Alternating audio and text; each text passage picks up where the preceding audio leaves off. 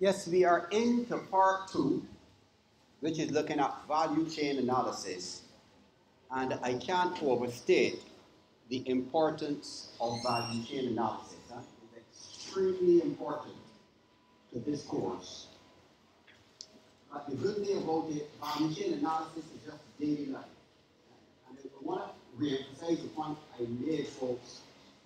If you really want to get to know this course well and you feel more comfortable with it, just start to read business news. I said this in week 1, maybe week 2.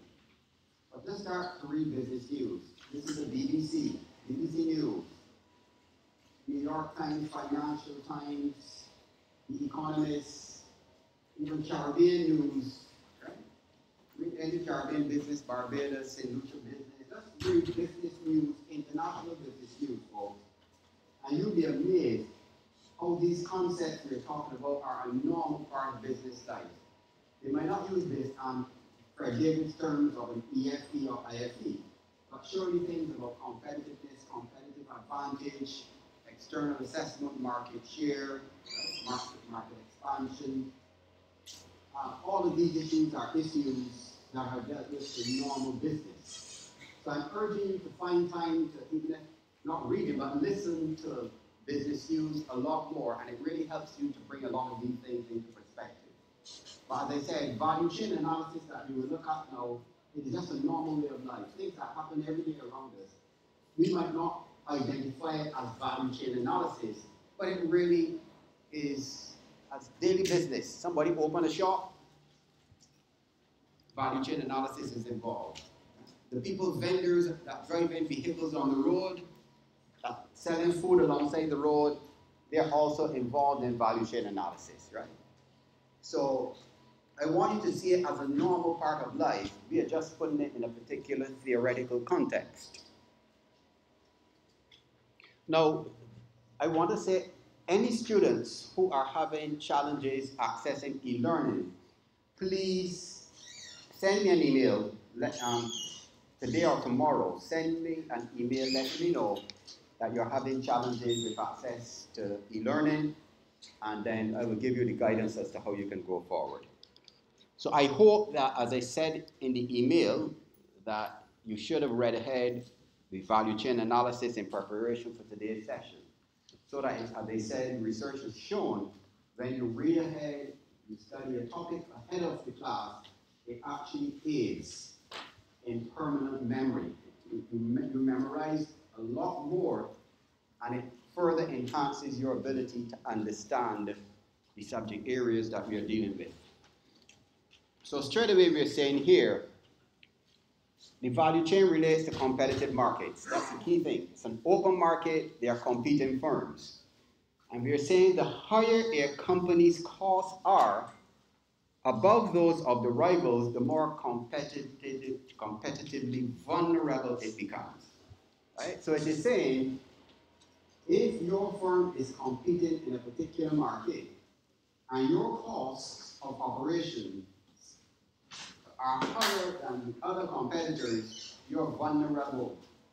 Your business is at threat from the competitors, and it can be considered an internal weakness. So, one of the key things you need to note about value chain analysis, that value chain analysis deals directly with the costs associated with running a business. Right? Whether it's a small business, whether it's somebody selling food alongside the road, whether it's a kiosk, a shop, a supermarket, a financial services company, it's a bank, all businesses must manage costs. So value chain analysis is a strategy to help companies in a structured way focus on how can I better manage my costs. Right? Because I always say, when you look at accounting, profits do not necessarily come from increased sales. Let me repeat, profits do not necessarily come from increased sales. Right? So you could increase your sales by 40% and there's no increase in profits because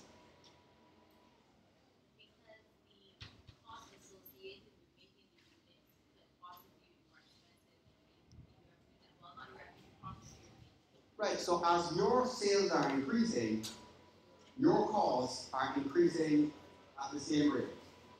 So as she says, the cost of goods sold, where we get into the cost of accounting, and everybody here will have done cost and management accounting. So when you look at the cost of goods sold, if the cost of goods sold increase at the same rate of sales, well, at the end of it, you really don't have any profits. So increased sales is not a remedy to increase profits. And this is where the value chain comes in. So if we say the cost of goods sold are increasing or getting high, if you were a strategic planner, what tool can you utilize to understand these increased costs of goods sold? Right? What tool or tools can you utilize to deal with the issue of understanding what is happening with the cost of goods sold? What are the components of cost of goods sold?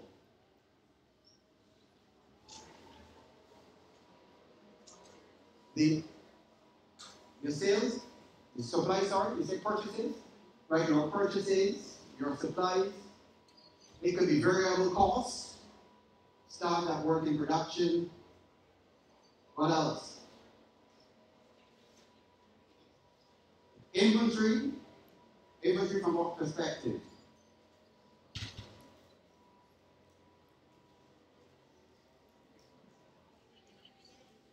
Beginning inventory, right?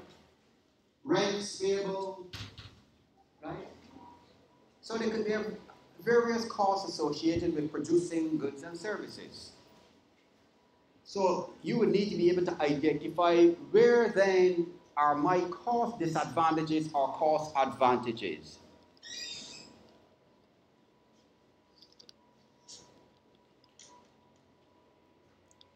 So I'm stressing here, folks, this is one of the single most important concepts and tools in this course that you need to know very well, or very, very, very well.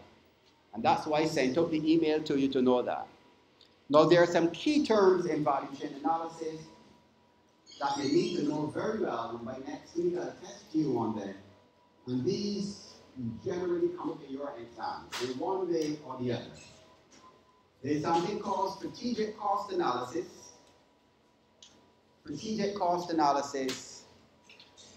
You have cost drivers.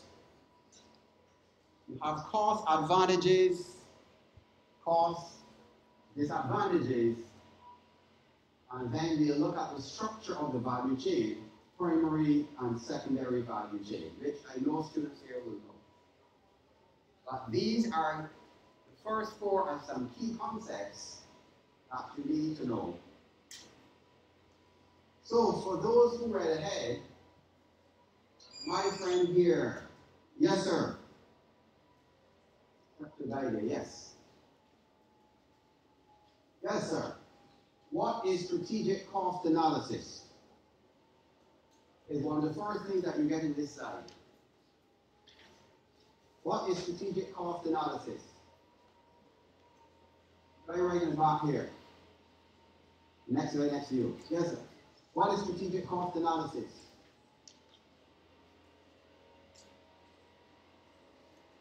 Is Matthew here? So Matthew, what is strategic cost analysis? Huh?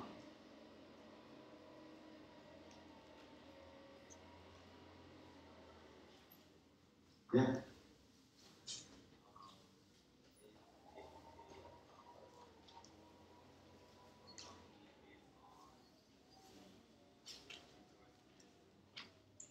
But in warm, he said it's a comparison of two companies. That's warm. Yes, it's a comparison of not only two companies.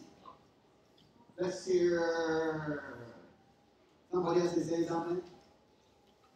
Yes, go ahead. Sorry.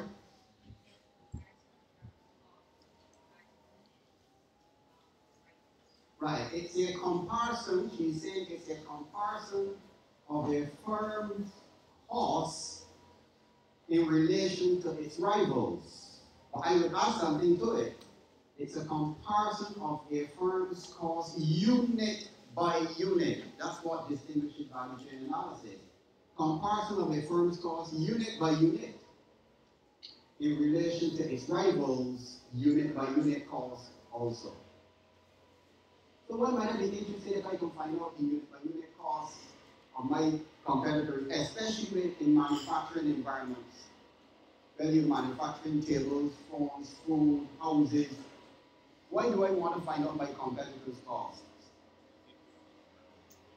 Because I want to find out, do I have a cost advantage? And this is where these terms come in, because when I do my strategic cost analysis, I might be able to determine that I have a cost advantage, meaning my cost structure is lower than my competitors. And as we said earlier, once my costs are better than my competitors, I have an advantage. The threat is at them.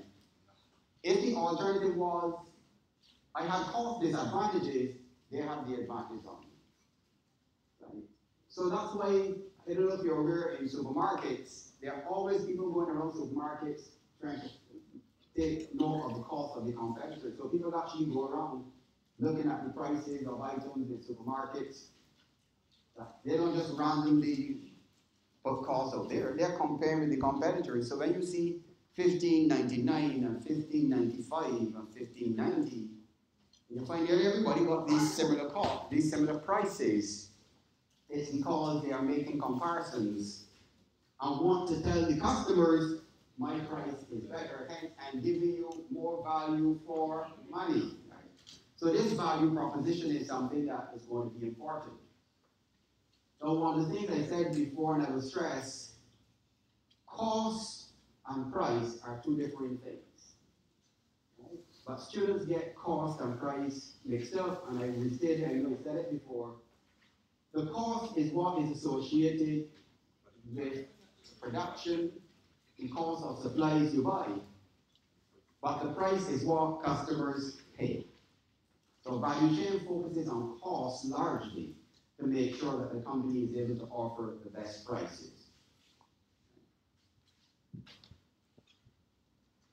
So strategic cost analysis is one of those terms you need to know well, right? Even for next week's quiz. And we have the structure of the value chain, right? As we said, it delivers value, and all customers want to perceive you have value for money, right? That's what you want. You want value for money, and then in analyzing the value chain, we look at primary and secondary value chain. So that's why we have demographics. So somebody can tell me, how do demographics ensure that customers perceive they're getting value for money? How would demographics help in doing that? Helping customers to ensure that they perceive they're getting value for money.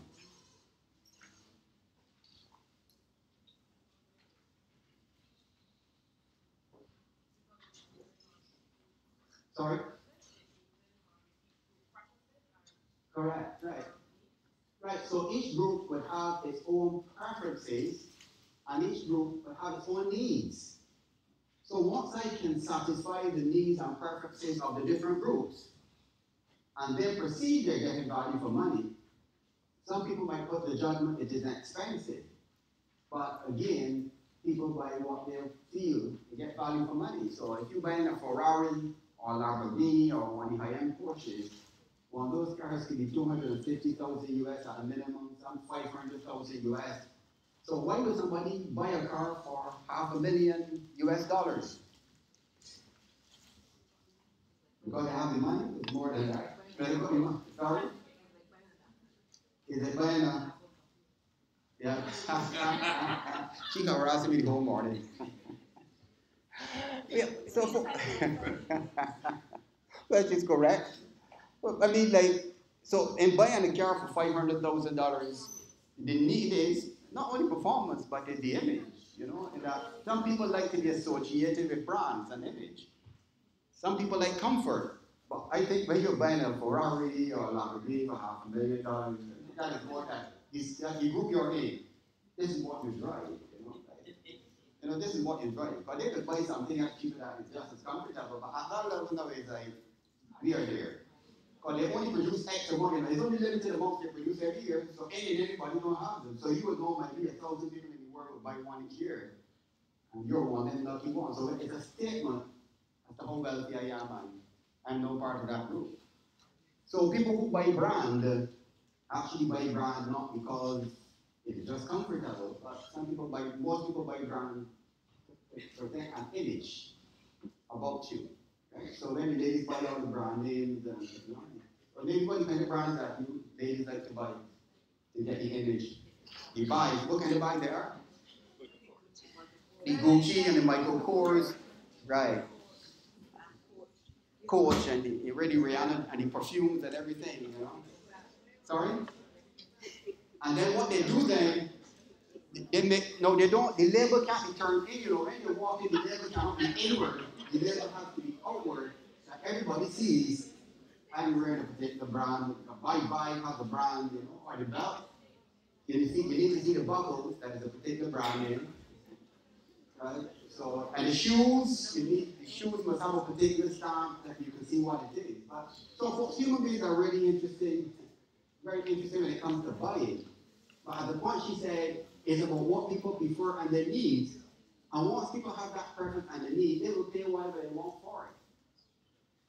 Some people pay more than they can afford to get it if they want to associate with a particular group. And that's what marketers do in order to present this word here, folks, deliver value and value for money. That's the most important, however you perceive value for money. Right? So in terms of household durable, we were discussing it in tutorial last night, right? Even where you shop and buy your goods, right? If you're looking for budget in terms of supermarkets, if you want budget items, people shop are popular because they say it has the best prices, but it's surely not the most comfortable place to do your shopping. Okay? You know, it's really a hustle and so for me, I prefer to shop in comfort. So I put comfort over price when I'm shopping for my food. And I take my time, I don't want to be rushed. I don't want to put my cart here and I turn and somebody's in front of me. Right? So I like comfort and I will pay for comfort when I'm shopping. Wherever I go, shopping for anything, I don't like crowds, I don't like rushing. So I will pay for comfort. So, when I was in Dubai sometime last year, and Dubai is quite interesting. Dubai has a mall, a huge mall, and it has tiers. It has about 5 or 6 levels, and at the top level, you can get any brand like a top movie star or Rihanna was shopping. And then, so that's the 6th floor, right? And then you see all the brands, and then 5th floor, another more brand. And when you get to the bottom floor, it's where you just want anything. I mean, it's amazing, you know, it's serious. Yeah, and you can see how it changes. As you go each level, it gets more expensive, and at the top it's just exclusive, totally exclusive. So it means that any and anybody can go and shop in that mall. And even in terms of supermarkets too, so you have the normal supermarket that look like maybe a Massy. By the time you get to the top now, it is these very sophisticated with the brands and everything. Right? But it's huge, it even has a skiing resort. Right? This mall has a ski resort with a ski resort. Where people ski, and I mean not a small ski resort, a ski resort, moving, bike, it has everything. But the point I'm making, folks, they are catering to all demographic groups. That anybody can go and shop for clothes, shoes, jewelry. So the rich, but they note it in the levels, right? As you go up the different levels. But of course, there are different levels to enter, right? Because when you come through, you've got the elevators taking you up, right? So you can just get in the elevator from the car park if you want to go. I doubt very much the wealthy would bother to come through levels 1, 2, and 3 and come up. They would get in the elevator and go to the top floors. But the point I'm making, folks, they are catering to all of the different niches in this one massive mall. So if you're extremely rich, you can just take the elevator to the top. What's that? It doesn't look poor here, guys.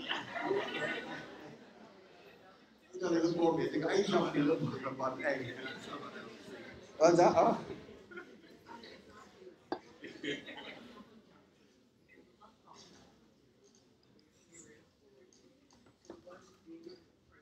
But that's an interesting interesting one. She's talking about Carlton. Carlton is very interesting because Carlton actually services a very wide demographic too. Because a lot of people from Black Rock and those areas shop at Carlton. Yeah, a lot of Black Rock people shop at Carlton. And yeah, a lot. Right. So I tell people I shop Carlton is my supermarket, and I tell people the prices at Carlton and Popular, very small differences. Very, very small differences. Huh? Very small differences. Look, listen. Look, the Euro, you see them fast moving things? They're small differences. They are small differences. In the little small, you see the moving items? Right, the basic items. The basic items, a lot of people from Black Rock who are normal working class people shop at Carlton, and they wouldn't shop at Carlton if they couldn't afford to buy a Carlton. They shop at Carlton, and there's some people folks who shop every week. There's some people that shop every week. Every week, sometimes 2 days in the supermarket. People who are, weekly basis, they shop every week. Right? So they go to the supermarket. But I've been going to Carlton for many years, and I know a lot of working class people shop at Carlton. And you see them over and over and over again. If they wanted to, they can catch the bus and just walk by Popular, which is not too far away, and it's for themselves. But they shop at Carlton, so they make the choice. So I am assuming that Carlton has a set, as you said, the basket of goods that Carlton has, they perceive have given them value for money. And maybe they're smart, folks. Let's look at it reasonably, right? Juice costs $4.98 at Carlton, right? $4.98, and it's $4 at Popular. Now you can get in a bus. Go to eat all for $2. A bus is for sale for $2 and back. Folks, it doesn't make any sense. So those people are smart. So I see people go in the store and see something that is, somebody say, well, they got it cheaper down the road by $2. And you can drive your car from the airport to Hotel. Right? You can get into your car and drive from the airport to Hotel to save $5. Oh, that's smart. You understand that is smart? So I think sometimes we got to look at me and drive it around. Somebody had a hand up. Yes, Chad? If you from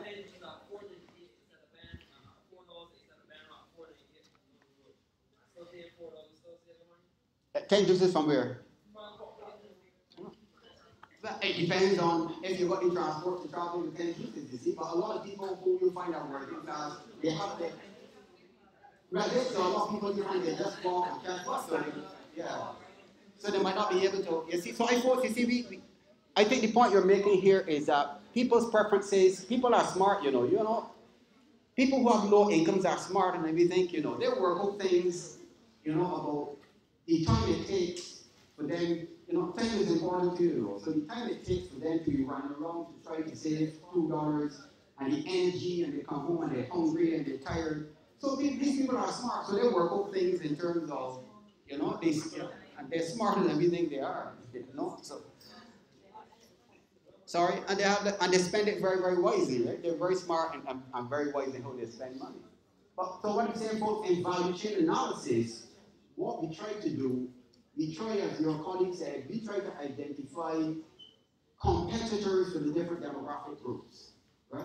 So you could have one company that caters to a wide range of demographics. And in the Caribbean, we have a lot of those companies that try to cater to different demographic groups. But then there are certain companies that might specialize at the high end, and companies that specialize at the low end. But some companies try to cater to a wide demographic group, that people from different demographic groups could come and they could shop and they can buy their goods and services. Right? So that is in essence what we try to do in managing costs within the value chain. Now, one of the things you will need to do is all of these components of the value chain you need to know well. You need to know the value chain is structured according to the inbound logistics, the operations or processing, the outbound logistics, then you have your sales and marketing, you have your after-sales service, and then you hope at the end of it, you're able to generate your profits. So if we link this,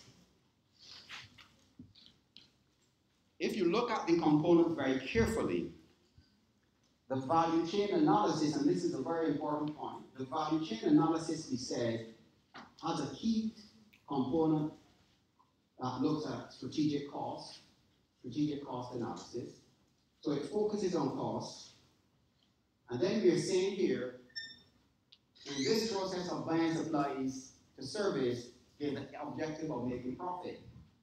Now when we juxtapose this to the business model, the business model looks at what? Business model looks at sources of revenue, how you're going to generate your revenue, how you're going to manage your costs in order to make a profit. So what I'm saying to you, one of the critical things students need to know in talking about anything related to the value chain, you need to appreciate the relationship to your business model, right? That the business model focuses and highlights how you're going to be generating your revenues, how you're going to be managing your costs, which is the value chain, in order to make that profit. And in discussing business model, remember we said, sometimes what seems obvious as a means of making money is not obvious. So we look at the example of courts. So how do courts, companies like courts, make most of their money? By, right, the hire purchase arrangements through the finance arm of the business. They make most of their money from the finance arm of the business. So not the market from furniture or selling TVs and stoves. Is the finance arm of the business. And now courts is into the credit, what they call a kind of a credit card, that you can actually use the court's card to buy from other people. So court's finance arm is like of a cash cow for them now. When you look at Simpson Motors and other car companies, in the old days, before people got sophisticated business models, car companies made money by selling cars and the markup on cars. So what customers would do, you would go to the car company, you would say, I want this car, and you got all the invoices and everything, and you took to a bank, and the bank made more money than the car company in charging you high interest rates, and you paid 3, 4, and 5 years for the car. So car companies got smart. All over the world, we bought the concept from all over the world. They realized, well, wait, why are we sending customers to the bank or to finance companies? So companies like Simpson Motors have their own finance companies. So when you come to Simpson, they say, okay, you can go to our finance company and we can approve your loan in a day. Literally a day, once you got all your documentation. But they're all home. Right? So they tell you, you walk in today and collect your car tomorrow. So Simpson Motors, again, its finance companies make substantial revenues, not just markup from a car. But that's what we call business models. Right? And the other thing about business models would be the traditional and modern. So modern business models relate to, give me examples of modern business models. Quickly. Anybody, modern business models? Yeah. Companies that have modern business models. Dell, who else? Amazon, Apple to some extent, eBay. So they are full click companies that you only do business online. Those are full click e-commerce businesses. Google, Amazon, YouTube, Facebook. Brick and click, yes, AliExpress, which is the Chinese thing. Yeah. Give me some examples of brick and click businesses that balance bricks and mortar with modern technologies. Walmart, some of the Caribbean, all the banks generally do it. Mostly financial institutions and normal traditional businesses. So I understand, Maxine, you can order stuff online and get it delivered. Carters too? You can order online and they deliver. Right. So that's what we call brick and click, where people are balancing traditional that I need to go to a place to buy my stuff versus I can buy online. And I understand there are virtual stores online where people go and they look at the clothes and shoes and whatever and you buy and they are shipped to you. Right? So the point, folks, I'm making, the business model is linked to your value chain analysis because it's where you're going to manage your costs that is going to help you to generate your profit. So you should know what are the components of the primary value chain. You should also know what the components are of the secondary value chain. And we have here the research and production, human resources, technology, administration, etc., etc., etc. And I'll give you some examples of big value chains. So in the pulp industry, that makes paper, right? You could have timber farming, right? Those are the forests that would have the trees. Logging, you cut the trees to make logs, and then somebody takes the wood and you convert it into pulp with a pulp mill, and then you make paper, and then you have printing and publishing companies. So this is a disaggregated value chain. Now, is it possible that one company can do all of this? Yes, they are very huge companies. So what they do, they go to Brazil and they lease a whole section of the forest, and you're in charge of the logging, you're in charge of the pulp mills and paper making and printing. So that's where what we would call backward integrating, because suppose my company was a printing company and publishing company. And I realized when I did my 5 forces analysis that the bargaining power of the paper maker was pretty high. I could backward integrate and determine, Matthew, I'm going to buy the paper making company. And after I bought the paper making company for 2 years, I was doing pretty well. I realized that the pulp mill determined they want bigger profit, so they up their prices. But my company still had some good assets, and this company was listed on the stock exchange, the pulp mill. So I had a hostile attempt to take them over. So I got some money, and I bought out the pulp mill. And then after I bought up the pulp mill, I realized the logging company was also seeking to increase prices. So I also bought out the logging company, right? And then I went and I leased. I said, I went directly to Brazil or the Amazon or something and lease sections of the forest for myself. So the companies can do that. But in certain countries like the US, there are laws restricting companies from having total market I think they call it antitrust legislation.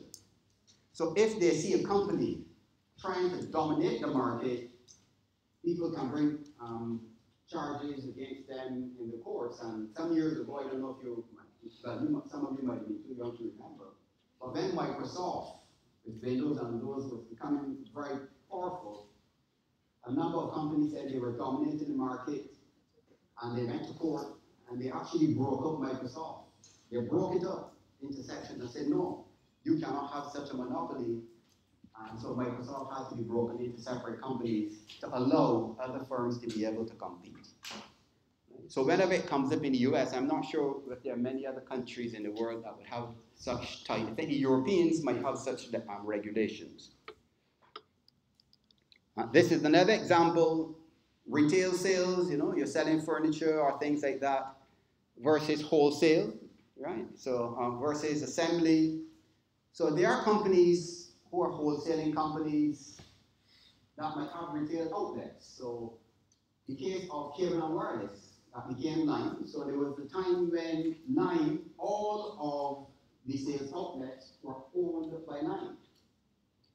But what did they do? They would have disintegrated in that they determined it would be too expensive to maintain all of the sales outlets. So what did they do? They outsourced everything. So the Flow outlets now are run by a private company on behalf of Flow using their brand. Sorry? Recently? You say recently? That has been quite recently. Right, yes. So, well, I'm hearing now that they would have changed back to take ownership, but yes, it was getting. Yeah, and in fact, a number of them I realized were shut recently too. Yes. right? But what Flow would have done, they had outsourced all of the sales outlets so that the sales outlets were not owned by Flow. Right? But I'm understanding now that they're forward, so that we would call that forward integration, where they actually have taken control of their outlets again. Why would they have done that? Cost, service, is the relationship between poor service and cost, because if poor service, customers will complain and they will not come back and your revenues will fall. And relatively speaking, as your revenues fall, proportionately you still have your cost, fixed cost, which can have negative implications on the company. So the forward integration could be, I'm a wholesale distributor, and I want to take control of the retail outlets, and I are forward integrated. So the other point here I'm making, folks, that in value chain analysis, I hope you see that these strategies can also be related to it: backward integration in value chain, horizontal integration in value chain, and forward integration in taking control of distribution sources. So is there also a relationship to your various integration strategies? The soft drink industry is an example also of your value chain, that you could have the basic ingredients, the syrup manufacture, bottling and filling, wholesale distribution and retailing. So the similar thing can happen. You could backward integrate or you could forward integrate. And you can look at some of the others then for yourself.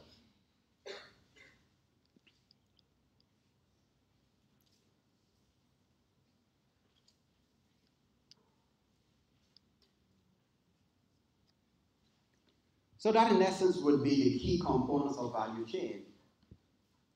The relationships, and I want to emphasize this, the strategic relationships or linkages of the value chain to other strategic activities is the thing that you need to be able to learn and know well.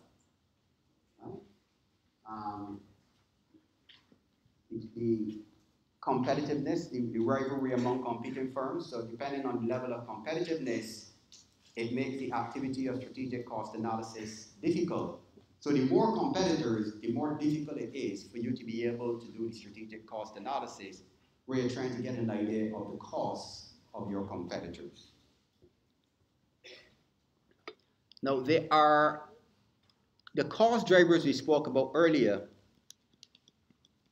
I am not sure if I have them posted online, but there are about 9 or 10 cost drivers, generic cost drivers that are associated with value chain. If it is not online, I will post it, not today since I teach up until 8, but I'll post it tomorrow. 9 or so generic cost drivers, right? Which would deal with economies of scale, learning curves, the unutilized capacity. So there are a number of generic cost drivers that you should know. You should know these cost drivers. I'm not sure whether it'll come in a quiz, but it's something that you really should know generally. So any questions on the value chain? All comfortable?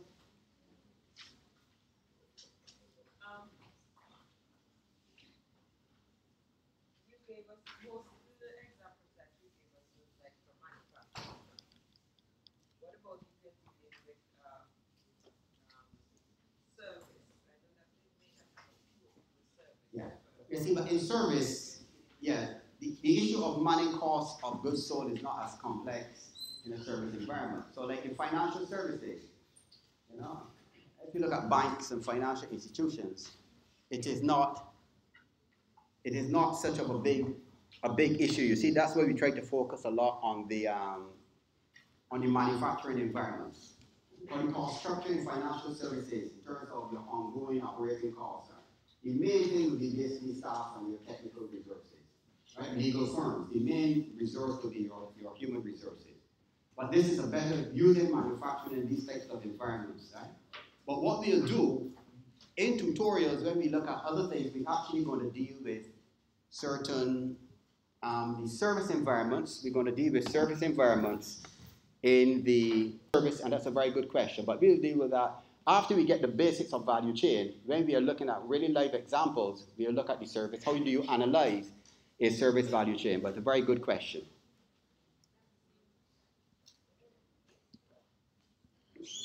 So any more questions, folks? Just give me a sec.